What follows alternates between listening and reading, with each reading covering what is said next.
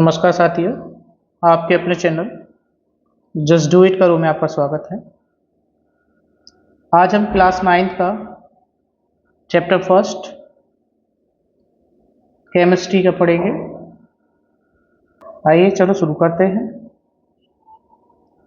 हाँ, just do it करो YouTube channel. हाँ, इस चैनल को सब्सक्राइब करें। चलिए, class 9 chapter first matter is our surrounding. हाँ, सबसे पहले जानेंगे what is matter. Everything in this universe is made of material which scientist has named matter. यानी इस ब्रह्मांड में हर चीज पदार्थ से बनी है, जिसे वैज्ञानिकों ने पदार्थ कहते हैं। The matter is made of very small teeny particles. It is not continuous but it is particulate. यानी पदार्थ वह छोटे छोटे कणों से बना है, यह निरंतर नहीं है बल्कि कणिकामय है। The matter is anything that occupies space and has a mass. पदार्थ वह सब कुछ है जो स्थान घेरता है और जिसका द्रव्यमान होता है। Particles of matter have space between them and are continuously moving. यानी पदार्थ के कणों के बीच में स्थान होता है और वे लगातार गतिमान रहते हैं। Particles of matter attract each other. यानी पदार्थ के कण एक दूसरे को आकर्षित करते हैं। स्टेट ऑफ मैटर, हाँ, it has 3 state. Number 1 solid, number 2 liquid, number 3 gas. हाँ, इनके बारे में डिटेल में देख लेते हैं। हाँ, solid have a strong intermolecular force, liquid weak intermolecular force, and gas very weak intermolecular force. Solid have a very less intermolecular space, liquid a large intermolecular space, and gas very large intermolecular space. Solid have a defined shape and volume. Liquid don't have a definite shape but have a definite volume. Gas no definite shape and volume. Solid have high density, liquid have low density, and gas have a very low density. Solid cannot be compressed, liquid can be compressed, and gas can be highly compressed. हाँ, ये मैं बताना चाहूँगा, solid में जो होता है force of attraction वो बहुत ज़्यादा होता है। लिक्विड में कंपेयर टू सॉलिड थोड़ा कम होता है और गैस में ना के बराबर होता है। हाँ, matter can change its state from solid to liquid and from liquid to gas and vice versa. यानी पदार्थ अपनी अवस्था को बदल सकते हैं,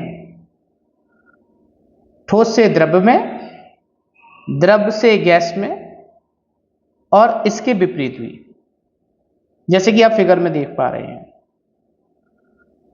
अगर हम आइस ले लें, बर्फ ले लें, तो वो मेल्ट होती है,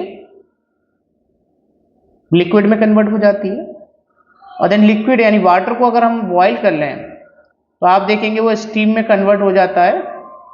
हाँ, तो ये तीनों चेंज में हो जाता है। चलिए आगे देखते हैं। Property of solid. Solid has a fix shape and fix volume, यानी सॉलिड यानी ठोस, ठोस का आकार और आयतन निश्चित होता है। Solid can not be compressed, यानी ठोस को संपीड़ित नहीं किया जा सकता है। Option 3, solid have a high density, यानी ठोस का घनत्व उच्च होता है।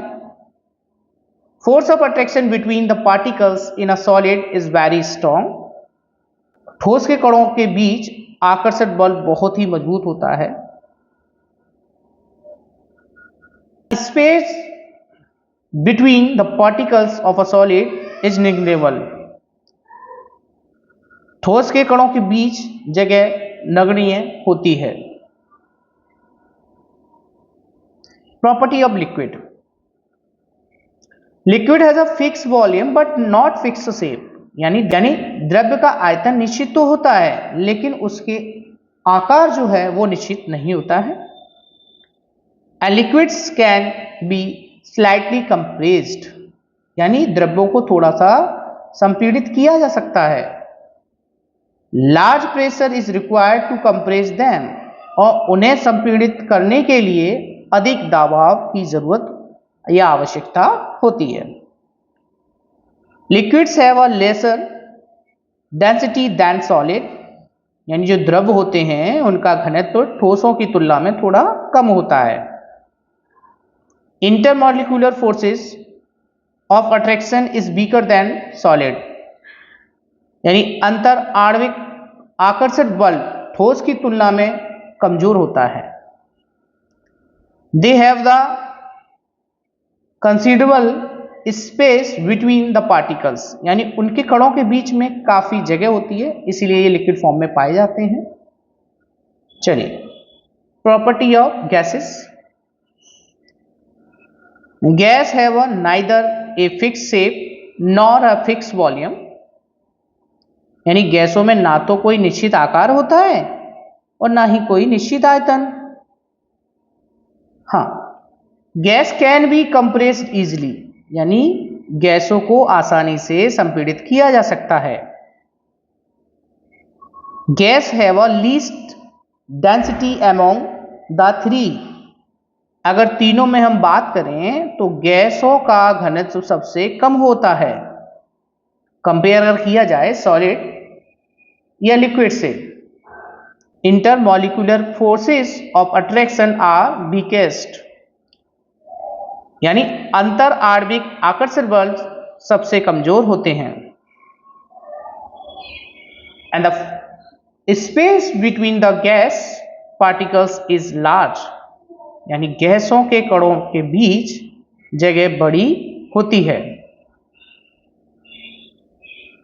हाँ, चलिए, डिफ्यूजन।